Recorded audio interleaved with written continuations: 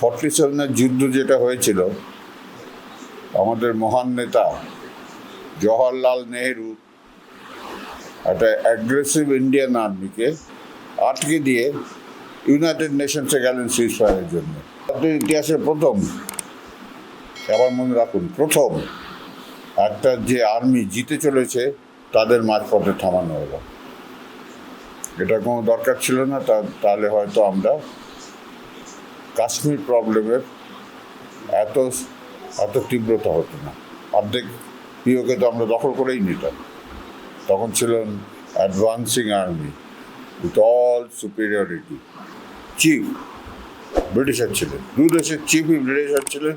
ওরা তাদের মধ্যে কথাবার্তা বলতেন, মেসেজ চেঞ্জ করতেন। কে নেহরুকে বুদ্ধি দিয়েছে আমি জানি না, কায়েদে আজমকে কেউ বুদ্ধি দেয়নি।